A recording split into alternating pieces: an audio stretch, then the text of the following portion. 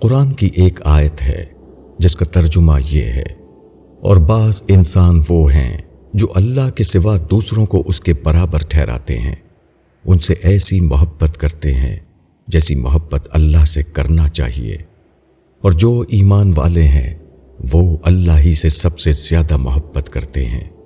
اور اگر یہ ظالم اس وقت کو دیکھ لیں جبکہ وہ عذاب کو دیکھیں گے کہ ساری قوت اللہ ہی کے لیے ہے، اور اللہ سخت عذاب دینے والا ہے۔ البقرہ آیت 165۔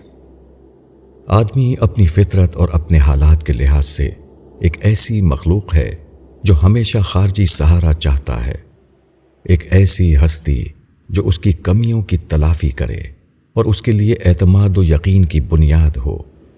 کسی کو اس حیثیت سے اپنی زندگی میں شامل کرنا اس کو معبود بنانا ہے۔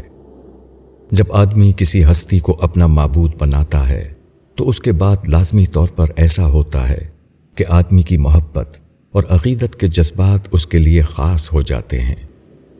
آدمی عین اپنی فطرت کے لحاظ سے مجبور ہے کہ وہ کسی سے حب شدید کرے، اور جس سے کوئی شخص حب شدید کرے وہی اس کا معبود ہے۔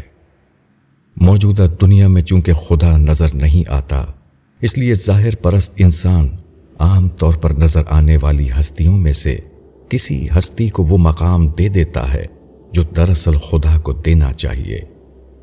یہ ہستیاں اکثر وہ سردار یا پیشوا ہوتے ہیں جن کو آدمی بڑا سمجھ لیتا ہے، اور پھر وہ دھیرے دھیرے لوگوں کی توجہات کا مرکز بن جاتے ہیں۔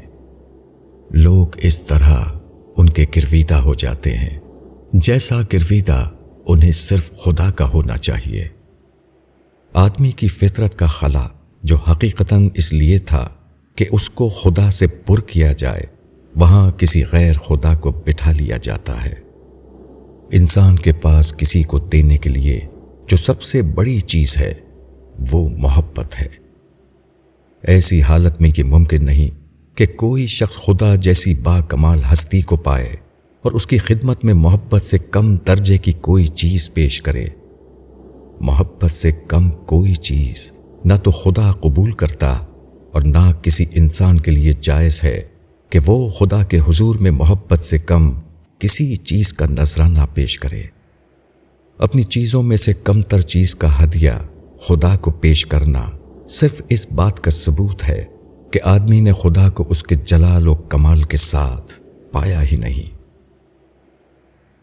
مولانا وحید الدین خان۔